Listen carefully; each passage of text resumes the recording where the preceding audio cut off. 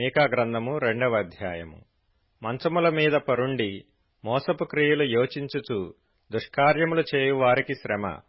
అలాగు చేయుట వారి స్వాధీనములోనున్నది గనుక వారు ప్రొద్దు పొడవగానే చేయుదురు. వారు భూములు ఆశించి పట్టుకొందురు, ఇండ్లు ఆశించి ఆక్రమించుకొందురు.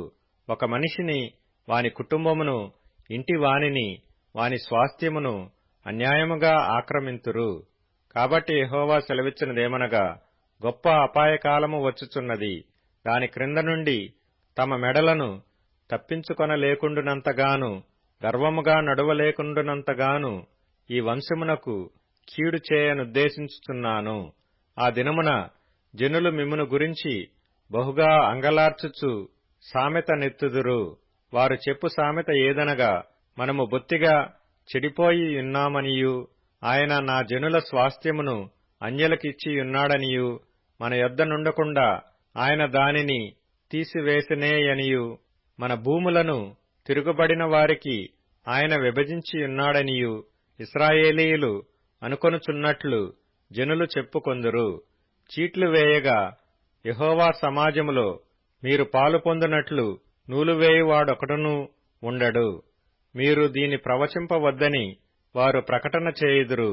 ప్రవచింపని ఎడల అవమానము కలుగక మానదు. యాకోబు సంతతి వారని పేరు పెట్టబడిన వారలారా, యెహోవా దీర్ఘశాంతము తగ్గిపోయినా, ఈ క్రియలు ఆయన చేత జరిగిన యథార్థముగా ప్రవర్తించు వానికి నా మాటలు క్షేమ సాధనములు కావా? ఇప్పుడే గదా నా జనులు శత్రువులైరి. నిర్భయముగా సంచరించు వారిని చూచి వారు కట్టు పంచెలను మాత్రము విడిచి వారి పై వస్త్రములను లాగుకొందురు.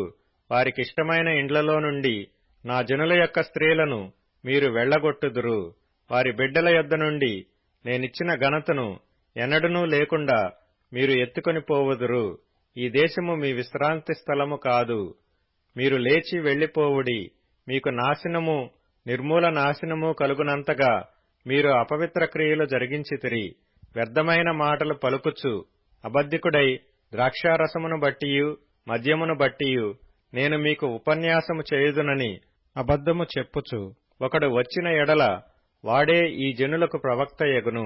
యాకోబు సంతతి, తప్పక నేను మిమ్మునందరినీ పోగు చేయుదును.